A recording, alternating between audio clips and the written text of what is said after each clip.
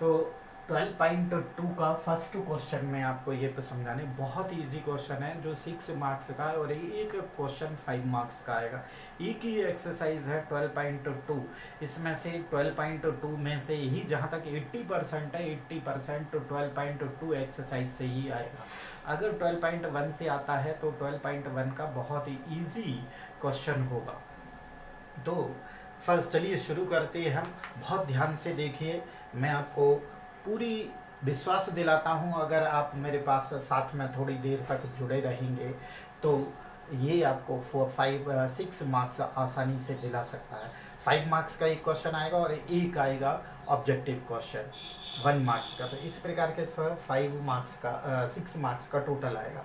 तो first question है, Reshma wishes to mix two type of food P and Q in such a way that the vitamin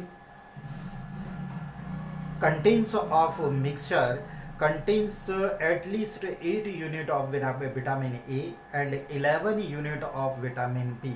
Food P cost 60 rupees per kg and Q costs 80 rupees per kg. Food P contains 3 units of vitamin A, 5 units of vitamin B, while food Q contains 4 units of vitamin A and 2 units of vitamin B.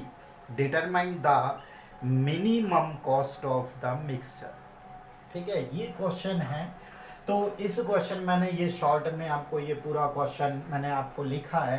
तो इसमें क्या है कि एक रेशमा है, रेशमा जो है दो टाइप का फूड बनाना चाहती है, पी और क्यू टाइप के दो फूड बनाना चाहती है। तो उस पूरे फूड में जो मिलाना चाह रही है, दो और घटक मिलाना, दो इंग्रेडिएंट और मिलाना चाहती है, वो है विटामिन ए और विटामिन बी।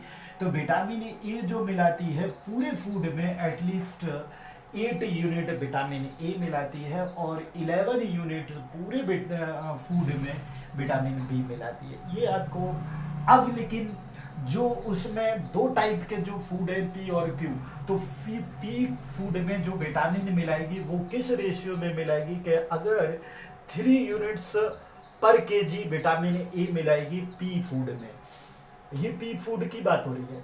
पी फूड में जो विटामिन से मिलाएगी, ए विटामिन मिला रही है, मतलब 1 किलो अगर आपके पास फूड है तो 3 यूनिट वो विटामिन ए मिलाएगी। तो 3 यूनिट पर केजी विटामिन ए मिला रही है और 5 के यूनिट्स ऑफ पर केजी विटामिन बी, मतलब ये पी टाइप का दो टाइप के आपके पास फूड है इसमें।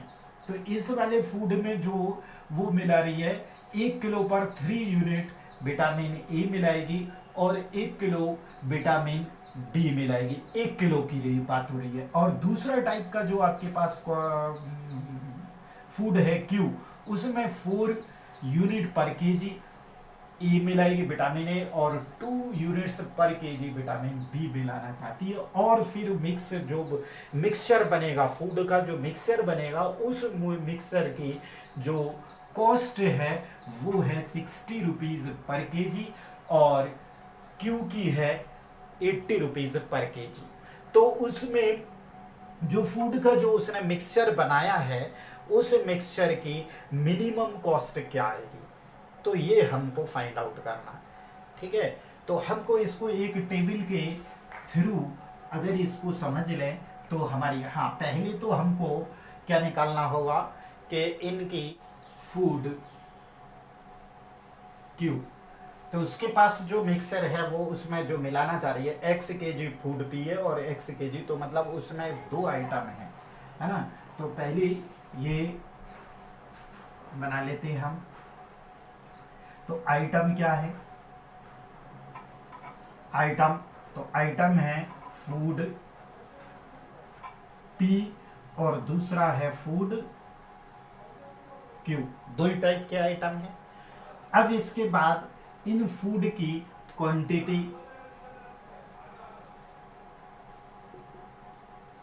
तो हमारे पास क्वांटिटी कितनी है, फूड पी की क्वांटिटी है x केजी, इन केजी लिख दीजिए, और फूड क्यू की y केजी है अभी इन जो फूड पी और क्यू जो फूड है इनको मिक्सचर जो कर रहे हैं, तो उस मिक्सचर में क्या क्या इंग्रेडिएंट मिला रहे हैं, क्या क्या की चीज मिला रहे हैं, तो उनमें दोनों में क्या मिला रहे हैं, विटामिन से मिला रहे हैं। कौन कौन सी विटामिन मिला रहे हैं, विटामिन ए और विटामिन बी। तो यहाँ पर जो कॉलम बनेगा विटामिन ए, दूसरा कॉलम बनेगा विटामिन बी।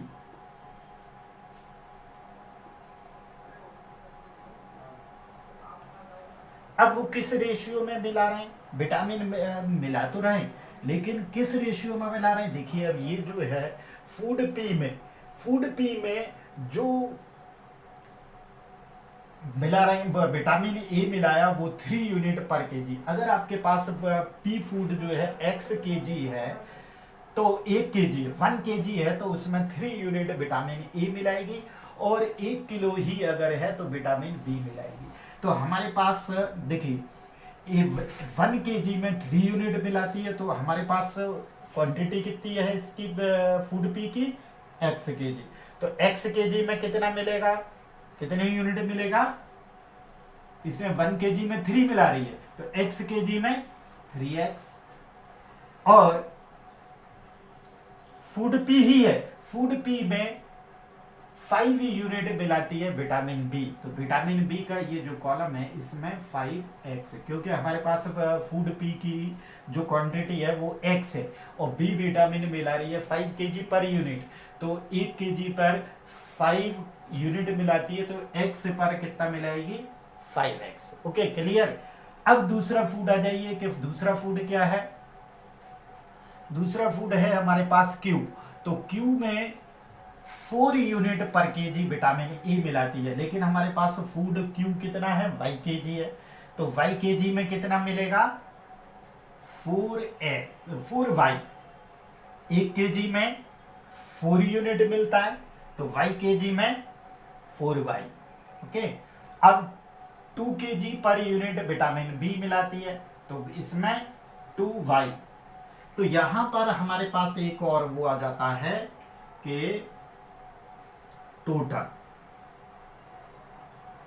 टोटल आएगा। तो टोटल इसका फूड का तो हो गया x प्लस वाई हो गया। ओके। और विटामिन से पूरे विटामिन ए दोनों फूड, दोनों टाइप के जो फूड है उसमें विटामिन ए कितना हो गया, 3x प्लस 4y। और विटामिन बी कितना मिल गया, 5x प्लस 2y।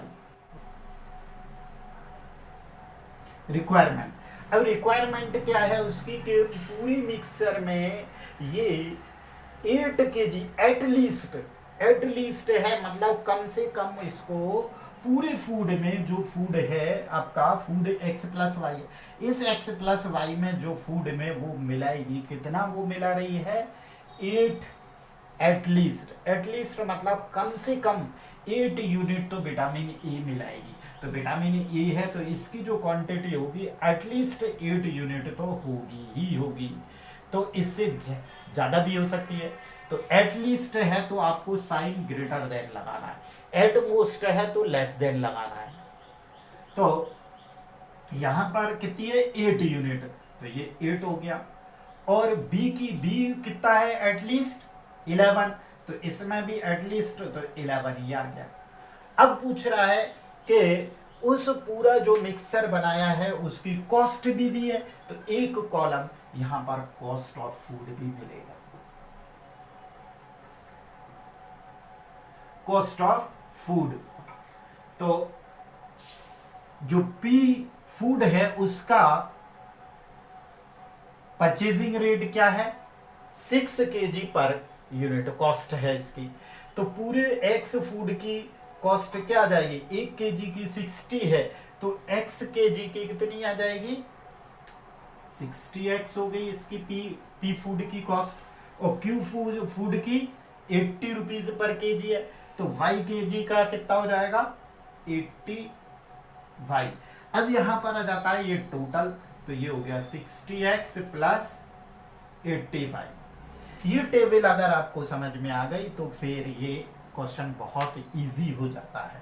तो सबसे पहले हमें देखना है कि हमारे पास आइटम क्या है। तो हमारे पास आइटम का एक कॉलम बनेगा, तो आइटम है हमारे पास फूड पी और फूड क्यू को आइटम है। अब उसको रेशमा जो है उसमें इसकी पहले हमको क्वांटिटी पता होना चाहिए कि पी फूड कितना है, क्यू फूड कितना है। तो रेशमा के लिए आपको सपोज करना पड़ेगा। तो रेशमा है, मान लो रेशमा के पास x kg फूड पी है और y kg suppose food Q है। तो ये हमने सपोज कर लिया। तो इसकी क्वांटिटी हो गई, पी की क्वांटिटी x kg और इसकी हो गई y kg। तो टोटल हो गया इसका x प्लस वाई। तो यहाँ पर ये लिमिट है इसकी, ये यहाँ पर नहीं आती। अब इसके बाद अब उस फूडों में जो पी और क्यू टाइप के दो फूड है उसमें वो मिक्स क्या करना चाह रही है, जो मिक्सर बना रही है वो मिक्स क्या करना चाह रही है। तो वो हमें पता होना चाहिए। उन दोनों आइटमों के इंग्रेडिएंट हमको पता होना चाहिए। तो इंग्रेडिएंट है मतलब मिक्स में क्या क्या चीजें मिला रही है। तो विटामिन ए और विटामिन बी मिला रही है, तो दो कॉलम यहाँ पर विटामिन ए और विटामिन बी के हो जाएंगे।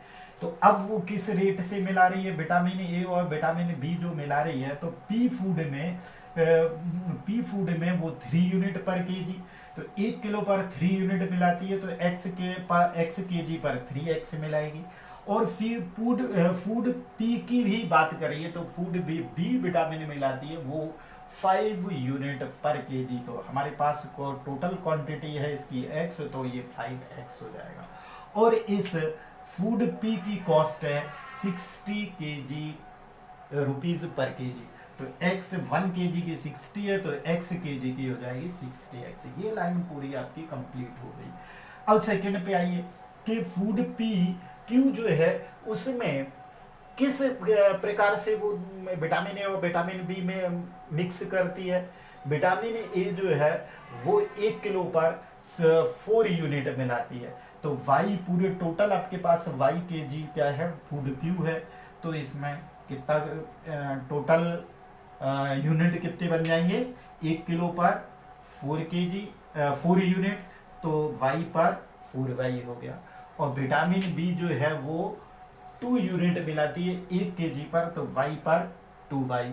और इसकी फूड क्यू की कॉस्ट क्या है, 80 रुपीज पर केजी। तो ये 80 हो गया, 80y हो गया। 1 केजी की 80 रुपीज है, तो y केजी की 80y हो जाएगी।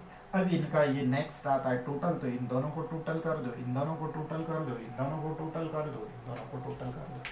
अब आता है कि जो इसकी लिमिट है, जो इसमें मिलाया है, वो विटामिन ए और बी जो है उसकी लिमिट क्या है कि कम से कम भैया 8 यूनिट तो विटामिन ई मिलाएगी। ठीक है, दोनों फूडों में पी और क्यू में।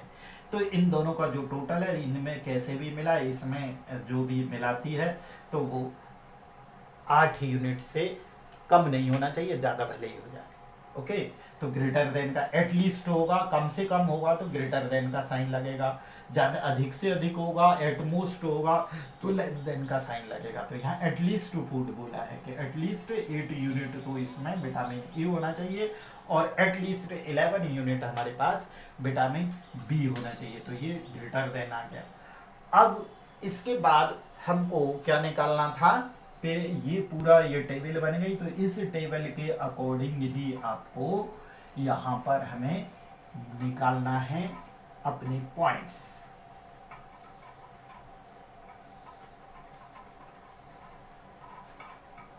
अब ये टेबल आपके ऊपर ऑप्शनल है, आप बनाएं तो बना लें, ना बना लें, लेकिन मेरा सजेशन है कि आप बनाइए, क्योंकि ये बना लेते हैं तो आपकी इक्वेशंस जो हैं कभी रॉन्ग नहीं हो सकती। तो फर्स्ट पॉइंट जो हम निकालते हैं, ऑब्जेक्टिव फंक्शन।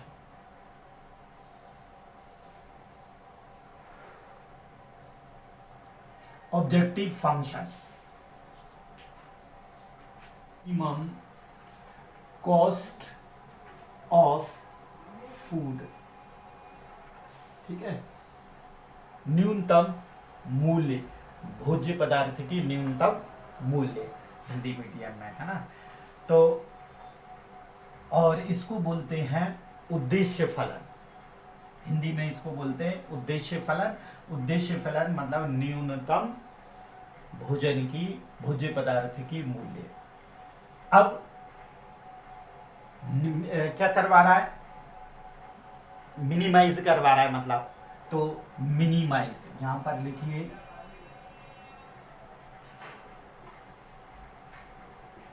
मिनिमाइज जेड मतलब न्यूनतम, न्यूनतम जेड इज इक्वल टू ये आ जाएगा कि 60x प्लस 80y, ये हो गई फर्स्ट इक्वेशन। दूसरा पॉइंट जो निकलता है वो हो जाता है subject to the constant.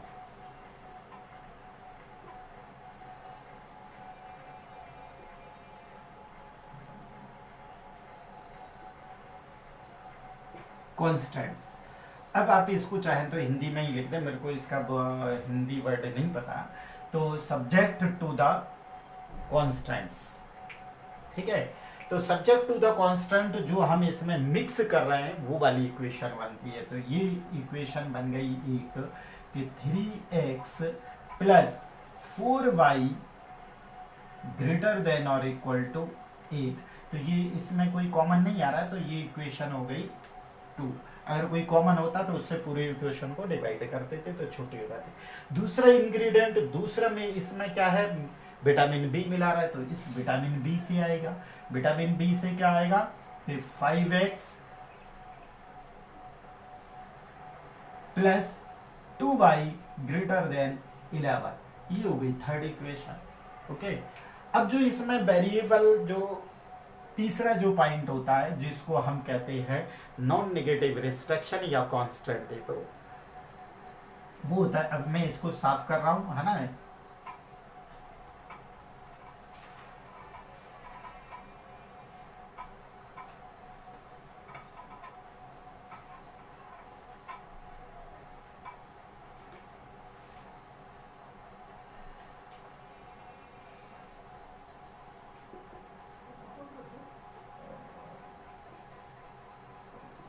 Constants, तो जो वेरिएबल हम यूज करते हैं, तो वेरिएबल क्या यूज कर रहे हैं, एक्स और वाई, तो इनकी वैल्यू कभी भी लेस देन नहीं होती।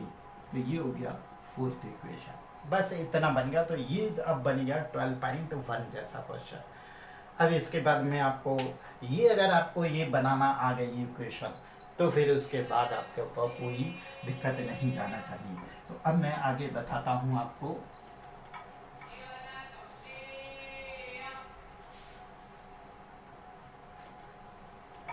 देखिए, हाँ, तो फर्स्ट फ्रॉम इक्वेशन 2, तो इसमें 2 इक्वेशन क्या है, 3x plus 4y is equal to 8, is equal to ही लिखिए, चाहे लेस देन हो चाहे ग्रेटर देन। तो अच्छा देखिए, अगर यहाँ पर इक्वेशन में इज इक्वल टू हो जाता है तो उसको बोलते हैं हम इक्वेशन। अगर ग्रेटर देन या लेस देन और उसके साथ में जुड़ जाता है तो बोलते हैं उसको इनक्वालिटी या इनइक्वेशन, ठीक है। तो ये इक्वेशन बन गई, ये इनक्वालिटी थी, इनइक्वेशन थी। अच्छा चलिए, तो अब इसमें अब सॉल्व करते हैं। x इज इक्वल टू 0, तो y इज इक्वल टू, ये वाला पार्ट 0 हो जाएगा, तो 8/4 मतलब 2 आ गया। तो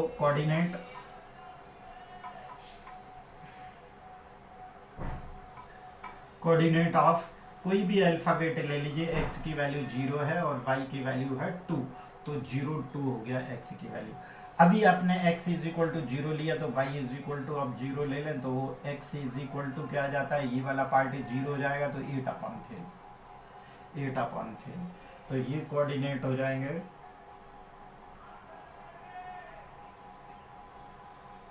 पहले x की वैल्यू आती है 8/3 और 0। अब सेकंड नेक्स्ट ये वाला इक्वेशन लीजिए, फ्रॉम इक्वेशन 3, तो 3 है 5x plus 2y is equal to 11, तो x इज इक्वल टू 0 ले, तो y इज इक्वल टू हो जाएगा 11/2। तो कोऑर्डिनेट ऑफ C 0 11/2, फिर y इज इक्वल टू 0 ले लें, तो x हो जाएगा 11/5। अब कोऑर्डिनेट आ गए, ऑफ डी, तो 11/5 0 ये आ चुके हैं। अब इसके बाद हमको क्या करना है, इन दोनों का इंटरसेक्शन पॉइंट कर निकालना है। तो इंटरसेक्शन पॉइंट निकालने के लिए हमको क्या करना पड़ेगा, इनको सॉल्व करना पड़ेगा। तो 3x plus 4y is equal to 8 और 5x plus 2y is equal to 11, ये सेकेंड इक्वेशन है और ये थर्ड इक्वेशन है। तो थर्ड इक्वेशन में हम देखिए या तो इसमें 2 से इंटू कर दो, 2 से नहीं कर, इसका कांस्टेंट हमको इक्वल करना है। तो इक्वल करना है तो इसमें हम 2 से इंटू कर देते और इसमें 1 से कर देते। तो 3x plus 4y is equal to 8, ये बन गया आपका फोर्थ इक्वेशन। और इसमें 2 का 5 2 जा 10x प्लस 2 2 जा 4y इज इक्वल टू 11 2 जा 22। तो ये हो गई फिफ्थ क्वेश्चन। अब इसमें यहाँ पर इसको माइनस कर दें तो ये -7x हो गया इज इक्वल टू 22 में से 8 गए तो 14 -14 14। तो x इज इक्वल टू ये माइनस से माइनस कैंसिल हो गया और 7 से ये कट जाएगा तो x की वैल्यू आ गई 2। अब इसके बाद ये किसी में भी, इसमें या इसमें किसी में भी वैल्यू रख दें। तो सपोज हम रख रहे हैं 3x plus 4y is equal to 8 में ये वैल्यू को रख रहे हैं। तो 3 2 जा 6 है plus 4y is equal to 8, तो 4y is equal to 8 minus 6, तो 4y इज इक्वल टू 2। तो y इज इक्वल टू 2/4 1/2 आ गई इसकी वैल्यू।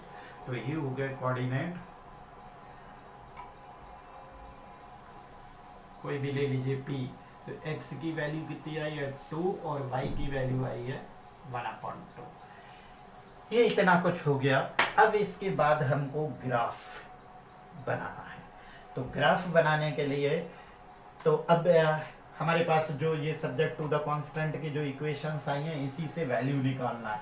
तो ये फर्स्ट सेकंड वाली इक्वेशन ली, इसमें x इज इक्वल टू 0 रखेंगे तो y निकाल लेंगे और y इज इक्वल टू, अभी x 0 रखा तो आप y को 0 रख दो और x की वैल्यू निकाल लो। तो ये हो गए दूसरे पॉइंट हो गए, है ना।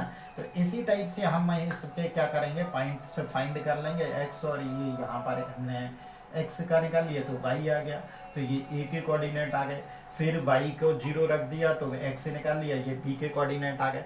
अब कई बार हम देखते हैं कि क्या करते हैं कि स्टूडेंट इसी में बहुत सारी वैल्यू निकाल देते हैं। x इज इक्वल टू 1 लिखते हैं, फिर y निकालते हैं, फिर 2 लिखते हैं, फिर y निकालते हैं 3। तो इसमें ये सब नहीं करना है। बस आप तो यही एक माइंड में रख लीजिए, जो ये equation subject to the constant की जो भी वो इक्वेशंस आएंगी तो उस इक्वेशन में एक value x is equal to 0 तो y ले लीजिए तो एक ही आ गया, और फिर y इज इक्वल टू 0 ले लो तो x, बस 2 ही ये वैल्यू निकालना है, इसके अलावा कुछ नहीं निकालना है। ठीक है, ऐसे ही इसको निकाल लेंगे, फिर दोनों का इंटरसेक्शन पॉइंट निकालेंगे। अब हमारे पास क्या आ गया, ग्राफ बनाना। तो ग्राफ बनाने के लिए हम क्या करते हैं, मैं अभी इसको पूरे को साफ कर रहा हूँ, केवल इसको रहने दूंगा। ठीक है, इतना पूरा आपको समझ में आ गया। तो अब मैं ग्राफ बनाता हूँ।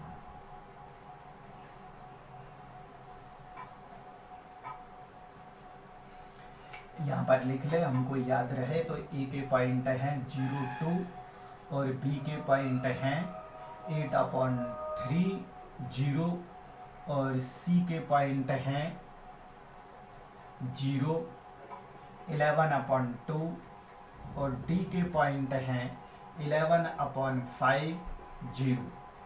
ओके,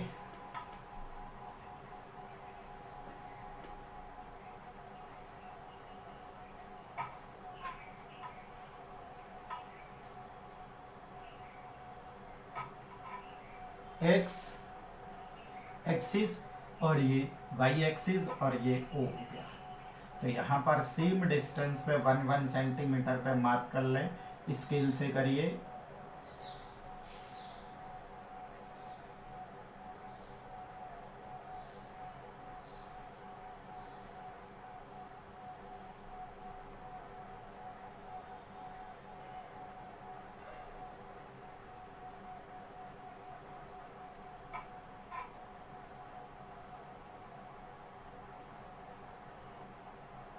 अब देखो कि जो नॉन नेगेटिव रिस्ट्रिक्शन या कांस्टेंट था वो x greater than equal to 0 और y ग्रेटर देन और इक्वल टू 0 था। इसका मतलब क्या है कि x की वैल्यू हम यहाँ पर लेंगे तो वो ग्रेटर देन 0, मतलब नेगेटिव इस साइड जाएगा ही नहीं, इसी साइड जाएगा, है ना। तो यहाँ पर अब y इज ग्रेटर देन, तो y की वैल्यू यहाँ पर लेंगे तो वो नीचे आएगा ही नहीं। तो ये तो दोनों में इसकी वैल्यू इस साइड लेंगे, इसकी वैल्यू इस साइड लेंगे, तो दोनों में कॉमन ही हो जाएगा। तो हर जो प्लेन होता है उसमें 4 क्वाड्रेंट होते हैं, first quadrant, second quadrant, third quadrant और फोर्थ क्वाड्रेंट। तो इसमें जो x की वैल्यू हमने ग्रेटर देन ली है तो मतलब इधर ये x की वैल्यू इस साइड लेना पड़ेगी, पॉजिटिव है। अब y ग्रेटर देन 0, तो y ग्रेटर देन 0 पे ये सब वैल्यू जो है क्या होंगी, नेगेटिव नहीं आएगी, सॉरी लिया जाएगा, ठीक है। यहां तक वैल्यू आएंगी x is equal to x greater than 0 ले रहे हैं हम, तो x ग्रेटर देन 0 ले रहे हैं तो यहां पर आएगी वैल्यू, तो हाँ पूरी ये आएगी। अब ले रहे हैं y ग्रेटर देन 0, तो y की वैल्यू ऐसे जाएगी, तो यहां से लेंगे ये ग्रेटर देन 0, ऊपर ही ऊपर ले सकते हैं, तो दोनों में कॉमन क्या आ गया, ये वाला एरिया। तो मतलब कहने का मतलब ये है कि x ग्रेटर देन 0 और y ग्रेटर देन 0 जो होता है तो वो फर्स्ट क्वाड्रेंट, तो यही हमारा first quadrant, first second third fourth, तो इनकी जरूरत ही नहीं है, तो हम पहले फर्स्ट क्वाड्रेंट में ही पूरा ग्राफ ड्रॉ करेंगे, ठीक है। अब पहला ए पॉइंट लेते हैं 0 2, तो 0 x की वैल्यू 0, y की वैल्यू 2, तो एक पॉइंट ये आ गया, ए का पॉइंट आ गया 0 2। अब b का पॉइंट है 8/3, तो 3 2 जा 6, तो ये कितना होगा 2 पॉइंट, और कितना बचा 2, 6 6 आएगी, ठीक है। तो 2 ये हो गया और 6 नियर अबाउट यहाँ पर आएगा, तो यहाँ पर b, तो b के कोऑर्डिनेट हो गए 8/3 और 0, ओके। इन दोनों को हम क्या करें, ज्वाइन कर दें, मिला दें, ए और बी को हम मिला देते हैं, तो ये आपका एक लाइन आ जाती है, ठीक है। तो ये जो लाइन है इसका इक्वेशन भी लिख दीजिएगा, कौन सा इक्वेशन था, फर्स्ट वाला इक्वेशन था, तो फर्स्ट वाला equation 3x plus 4y is equal to कितना था 8,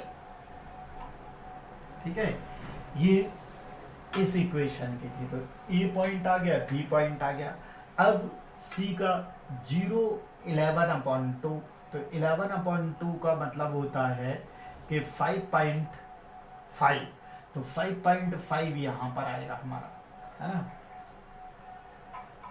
तो ये हो गया सी, और इसकी वैल्यू हो गई 0 और 11/2 आ गई।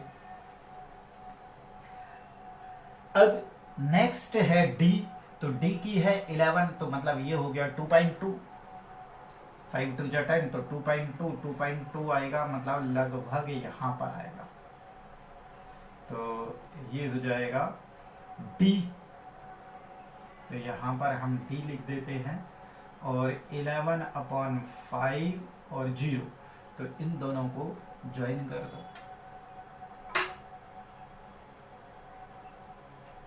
डी यहां से निकलेगा थोड़ा सा।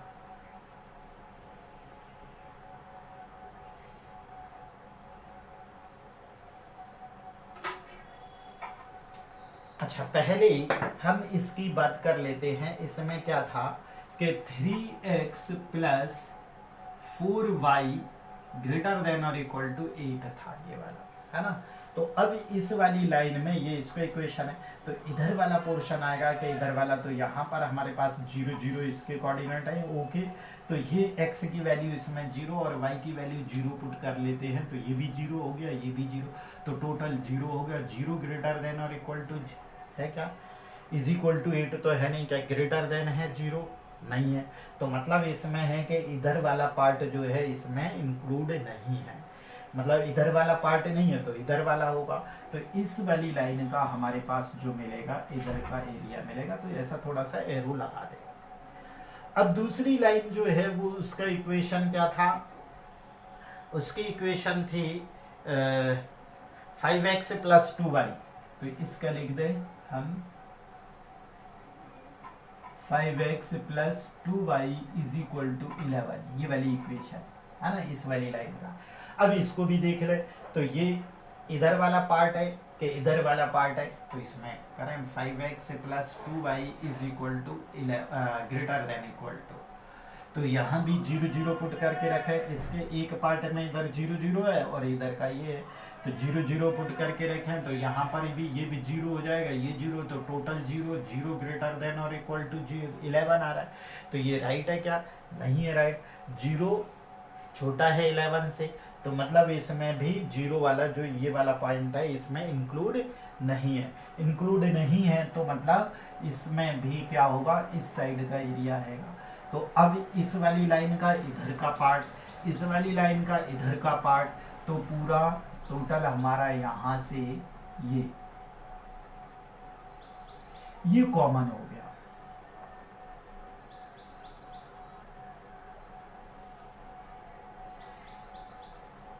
खूब बड़ा कर दें इसको, ये हो गया, ठीक है। तो ये इसके जो हमने P है इसका इंटरसेक्शन पॉइंट हमने निकाल लिया 2 और 1/2।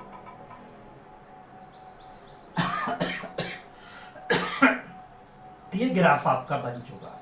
अब ग्राफ बन चुका है, जो कॉमन रीजन आता है दोनों का, जो कॉमन एरिया आता है, तो कॉमन एरिया ये आया है इसका इधर का, तो ये वाला जो कॉमन एरिया होता है इसको हम बोलते हैं फिजिबल रीजन, और फ्री इज अनबाउंडेड एरिया।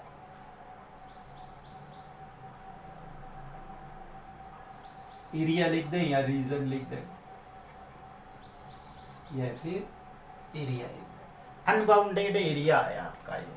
तो अनबाउंडेड एरिया के लिए हमको क्या पहले इसकी मैक्सिमम मिनिमाइज करना है, तो मिनिमाइज के लिए एक और टेबल बनाइए।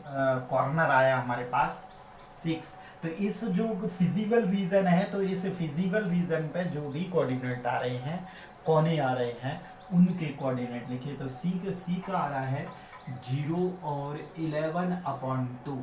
तो x की इस वाले में, इस इक्वेशन में x की वैल्यू 0 और y की वैल्यू 11/2 रखकर इसको जैसे देखिए, ये हमने किया z इज इक्वल टू, तो 60 इंटू 0 प्लस 80, y की वैल्यू 11/2, तो ये तो पूरी 0 हो गई, प्लस ये 40, तो 44, 4 फिर 440 वैल्यू आ गई इसकी। ओके, अब सेकंड वाला जो कॉर्नर है वो क्या है, सेकंड वाला है P, तो P है सेकंड 2 और 1/2, तो इसी में Z में x is equal to 2 put कर दे और y इज इक्वल टू 1/2, तो करिए 60 इंटू 2 प्लस 80 इंटू 1/2, तो ये कैंसिल हो गया 40, तो 60 120 प्लस 40, तो ये हो गया 160, ये वैल्यू हो गई 160। ओके, अब थर्ड जो कॉर्नर है वो है B, ये वाला थर्ड कॉर्नर क्या आ गया B।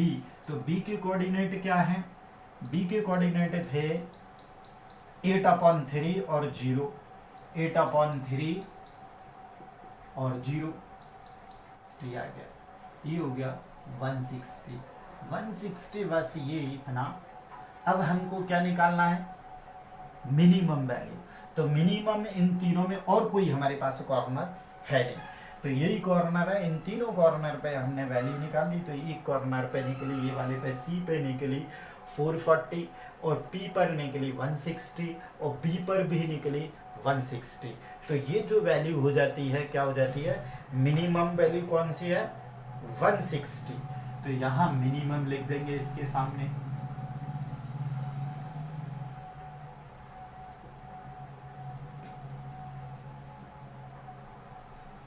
मिनिमम। 2 पॉइंटों पे मिनिमम आ रही है, कौन सी पे आ रही है, एक तो B पर आ रही है और एक P पर। तो इसका मतलब ये है कि यहाँ से P से लेके B तक अब यहाँ पर इन दो पॉइंटों के बीच में बहुत सारे पॉइंट होते हैं, तो जितने भी पॉइंट आएंगे पी और बी के बीच में उन सभी पे ये वैल्यू क्या देगा, मिनिमम देगा। ठीक है, ये मतलब है इसका। लेकिन अभी हम इसको यहाँ पर डिक्लेयर नहीं कर सकते। डिक्लेयर क्या नहीं कर सकते, ये डिक्लेयर नहीं कर सकते कि इस जेड की जो वैल्यू है वो मिनिमम है पी और बी पर, है ना। अगर ये वाला जो रीजन अगर ये बाउंडेड होता तो आप डायरेक्ट कर सकते थे, लेकिन अनबाउंडेड में नहीं कर सकते।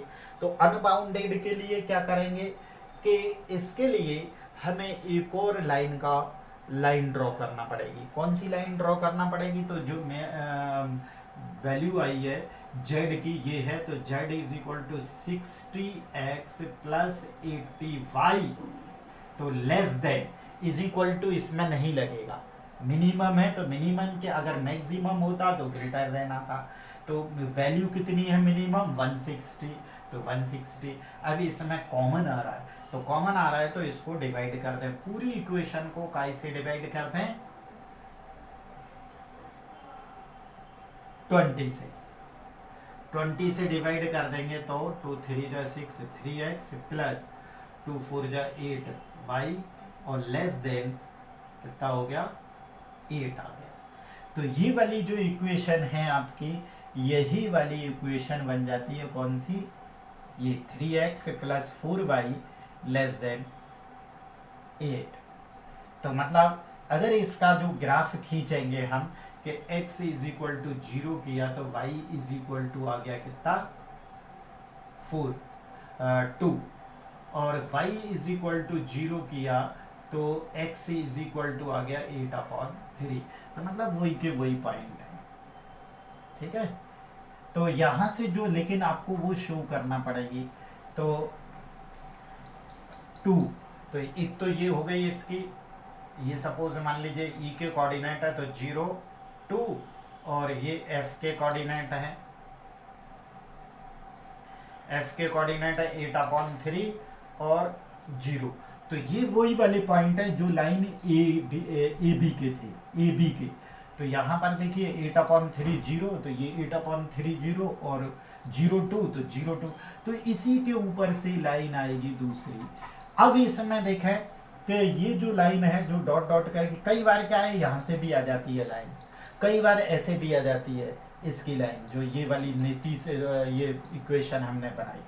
तो अब यहाँ पर क्या हो रहा है कि इसमें ये जो दो पार्ट हो गए, एक इधर का पार्ट और एक इधर का पार्ट, तो इधर वाले पार्ट में फिजिबल रीजन भी है, ये वाला फिजिबल रीजन है। तो फिजिबल रीजन में और इधर वाले में पार्ट में कोई भी अगर कॉमन पॉइंट आता है तो उस कंडीशन में ना कोई मैक्सिमम वैल्यू होती है जेड की और ना मिनिमम होती है, और अगर कोई कॉमन पॉइंट ना आए तो हम डिक्लेयर कर देते हैं कि ये मिनिमम। तो इसमें कोई भी क्या है, देखिए ये इधर वाला रीजन जो है इसमें और इधर में कोई भी अगर यहाँ पर लगा होता लेस देन और इक्वल टू होता तो ये P दोनों में कॉमन पॉइंट आ जाता है, लेकिन इसमें क्या है लेस देन लगा है, और दूसरे वाले में जो उसमें था उसमें था ग्रेटर देन और इक्वल टू, तो और इक्वल टू में इधर वाले में P इंक्लूड हो गया, लेकिन लेस देन 8 है तो इसमें ये इंक्लूड नहीं हो रहा है ना। तो मतलब यहाँ से थोड़ा सा नीचे हटके है, तो मतलब दोनों में कोई कॉमन पॉइंट नहीं है।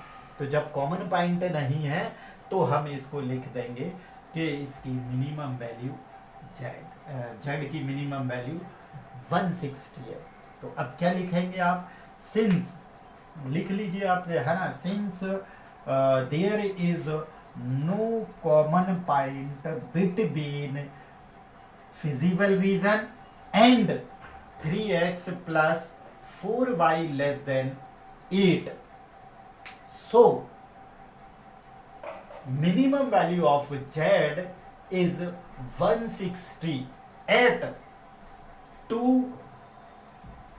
1/2 comma and 8/3 0, इन दोनों के ज्वाइनिंग है ना, तो ऐसा लिख देंगे। तो क्लियर हो गया, ये अब आंसर आपका यहाँ पर ये आ जाएगा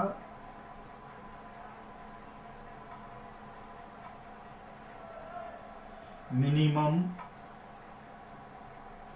value of Z is 160 at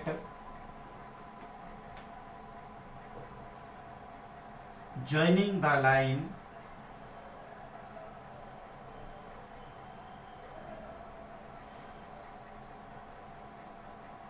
line 2 1/2 and 8/3 and 0, 8/3 and 0। इसके पहले आपको ये लिखना पड़ेगा, लेकिन इसके पहले लिखना पड़ेगा since there is no common point between feasible region and 3x plus 4y less than 8। Okay, तो ये इसका आंसर हो गया। तो इतना आप अगर कर लेंगे, अगर आगे ये बाउंडेड एरिया होता तो यहीं पे हम डिक्लेयर कर देते। अब ज्वाइनिंग क्यों लिखा है मैंने? ज्वाइनिंग इसलिए लिखा है कि 2 पॉइंट पे आ रहा है, तो 2 पॉइंट पे P और B के बीच में जितने भी पॉइंट आएंगे उन सभी पे ये मिनिमम वैल्यू